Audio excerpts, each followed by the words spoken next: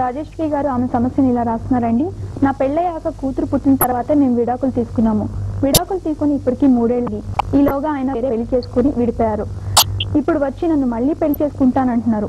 వేరే ఆమెకు కూడా విడాకులు ఇచ్చేశారు. ఇప్పుడు నేను అతన్ని పెళ్లి చేసుకోవచ్చా? ఆ పెళ్లి చెల్లుతుందా? అతని రెండో భార్యకు కూడా ఒక పాప ఉంది. ఆయన ఆస్తికి వాళ్ళ పాప వారసురాలు అవుతుందా, మా పాప వారసురాలు అవుతుందా అని రాస్తున్నారండి. మీ సమస్యకు వచ్చండి, ఇప్పుడు వారు 2 సార్లు డైవర్స్ తీసుకోవడం అంటే జరిగింది. ఫస్ట్ వైఫ్ గా మీకు డైవర్స్ ఇచ్చేశారు.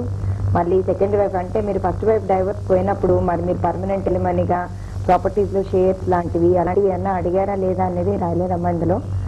కాబట్టి మీకు డైవర్స్ తీసుకున్న తర్వాత వారిని చేసుకోవడం జరిగింది. ఆమెకు లీగల్ రైట్ వచ్చేసింది. ఇప్పుడు మళ్ళీ వారికి కూడా విడాకులు ఇచ్చేసి మళ్ళీ మీ దగ్గరికి వస్తానంటున్నారు. అది మీరు ఆలోచించాలి. ఎందుకంటే ఆయన ఇంటెన్షన్ ఎలాంటిది అనేది ఆయన సమస్యకు వచ్చేసి మీరే కరెక్ట్ గా సమాధానం ఇవ్వగలుగుతారు ఈ ప్రశ్నకి.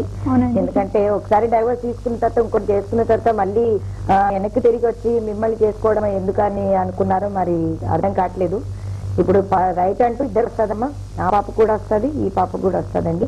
లీగల్ రైట్ మీ హస్బెండ్ కి సంబంధించిన ఆశ ఉన్నట్టయితే ఇద్దరు పిల్లలకి కూడా సరి సమానమైన హక్కులు, ఈక్వల్ షేర్స్, ఈక్వల్ రైట్ వస్తుంది. ఇప్పుడు మరి వారు వచ్చి పెళ్లి చేసుకుంటానని అంటున్నారు. మరి ఆ కారణంలో దాంట్లో మాత్రం మీరే చెప్పాలి, చేసుకోవాలి వద్దా అనేది మీరు డిసైడ్ చేసుకోవాలి. అది మేము చెప్పలేము.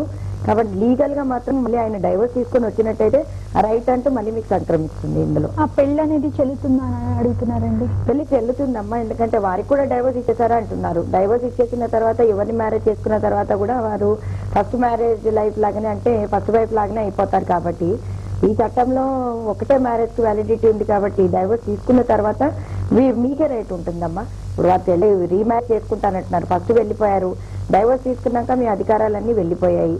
తర్వాత మళ్ళీ వేరే వారి డైవర్స్ చేసుకుని వాళ్ళకి రైట్ ఇచ్చారు. మళ్ళీ ఇప్పుడు వారిని కూడా డైవర్స్ ఇచ్చేసి మీ దగ్గరికి వస్తానంటున్నారు.